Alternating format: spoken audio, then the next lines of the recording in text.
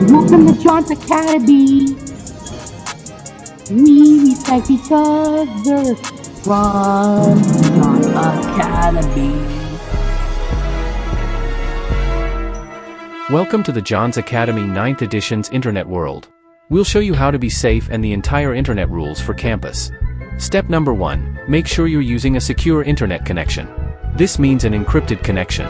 It's very important to have a secure connection to a website to ensure that third parties cannot see and tamper with the data going to and from your browser. Step number 2, choose strong passwords. This means at least 12 characters long, but 14 or more is better. A combination of uppercase letters, lowercase letters, numbers, and symbols. Not a word that can be found in a dictionary or the name of a person, character, product, or organization.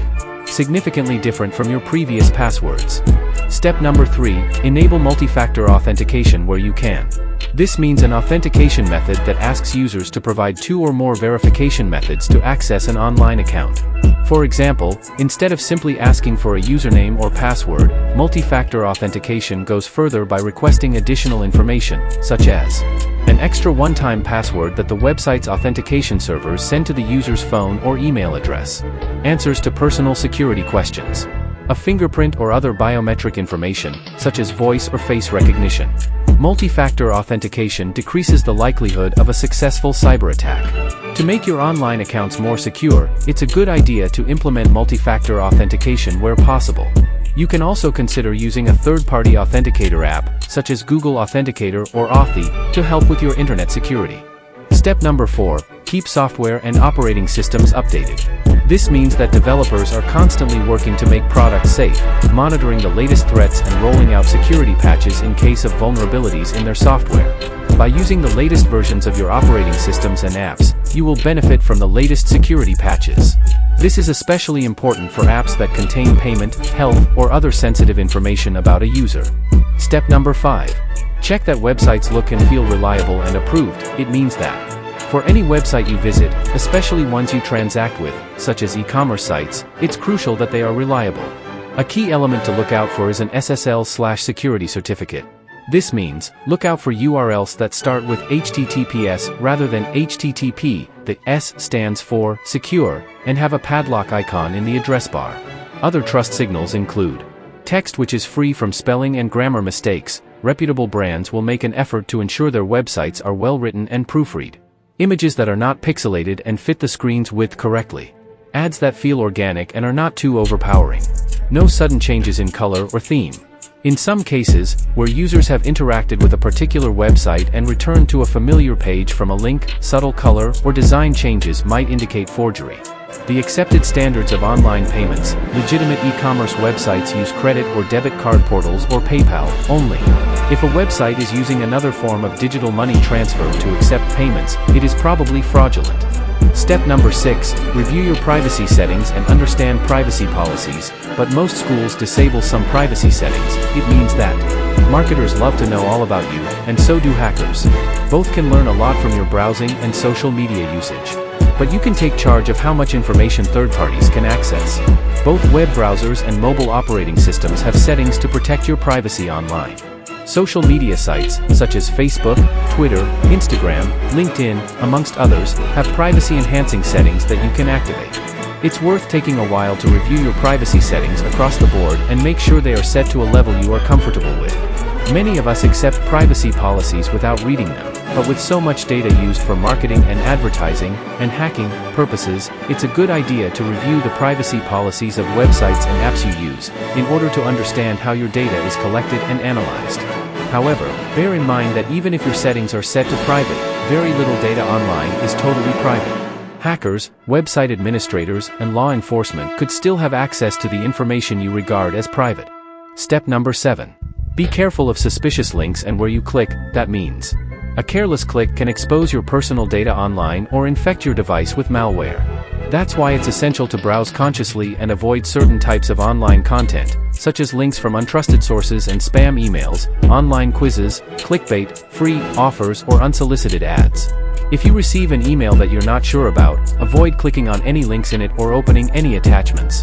In fact, it's best to avoid opening untrusted emails at all. If you're not sure whether an email is legitimate or not, go directly to the source.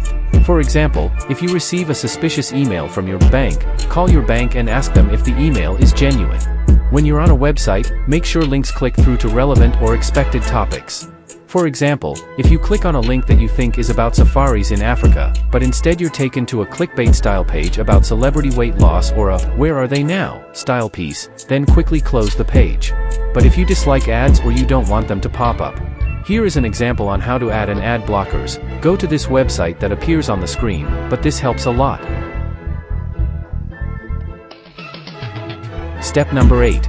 Make sure your devices are secure. This means, with up to 60% of people using mobile devices for shopping and finding information online, instead of a desktop, it's important that they are secured correctly. With all your devices, phones, computers, tablets, smartwatches, smart TVs, etc., it's good practice to use passwords or passcodes and other security options like fingerprint readers or face scanning technology. These measures will reduce the likelihood of a cyber attack or your personal data being stolen by hackers. Step number 9. Backup data regularly. It means, it's important to back up important personal information on external hard drives and regularly create new backups. Ransomware, a type of malware, involves cybercriminals locking your computer so you can't access valuable files. Backing up your data, and your family's data, helps mitigate the impact of a ransomware attack.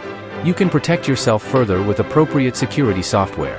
Other forms of malware deny you access to your personal data by overwhelming your system or simply deleting files, so be careful. Step number 10. Close unused accounts. Over the years, many of us accumulate old accounts that we no longer use. These can be a weak link in terms of safety when using the internet. Not only are old accounts more likely to have weaker passwords, but some of those sites may have poor data protection policies. In addition, cybercriminals could piece together the information you have left in them, for example, old social media profiles, such as your date of birth or location, etc., to build up a picture of your identity in an attempt to hack you later. As a result, we recommend closing your old online accounts and requesting that your data be deleted from the relevant third-party servers. Step number 11. Be careful what you download. It was meant for. A top goal of cybercriminals is to trick you into downloading malware, which can be used to open a backdoor to your machine. Malware might be disguised as an app, anything from a popular game to something that checks traffic or the weather. Or, it could be hidden on a malicious website that attempts to install malware on your device. Step number 12. Be careful what you post and where. The internet does not have a delete key. Any comment or image you post online may stay online forever because removing the original won't remove any copies that other people may have made. There is no way for you to take back a comment you wish you hadn't made or remove an embarrassing image you posted. So, don't put anything online that you would not want a parent or prospective employer to see. Similarly, be careful about disclosing personal information about yourself online. For example, avoid disclosing your social security number, address, or date of birth in social media bios. You wouldn't hand personal information out to strangers individually, so don't hand it out to millions of people online. Be careful about where you display or submit your email address. It's good to have a secondary, throwaway email account that you use solely for email signups and subscriptions, separate from the one you use for friends and family, and separate from the one you use for work. Step number 13. Be careful who you meet online. It means that people you meet online are not always who they claim to be. Indeed, they may not even be real. Fake social media profiles are a popular way for hackers to groom unwary internet users and pick their cyber pockets. Apply the same caution in your online social life as you would for your in-person social life. This is particularly true with the rise of online dating scams in recent years.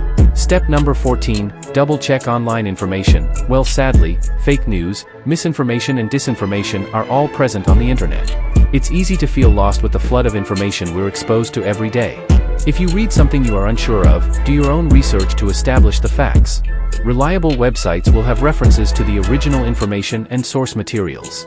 Suspicious pages won't offer any references at all. Read our guide to spotting fake news. Step number 15. Use a good antivirus and keep it updated. As well as following safety tips for online behavior, it's essential to use a good quality antivirus provider. Internet security software guards your devices and data and blocks common threats like viruses and malware, plus complex ones like spy apps, cryptolockers, and XSS attacks. As with all operating systems and apps, it's essential to keep your antivirus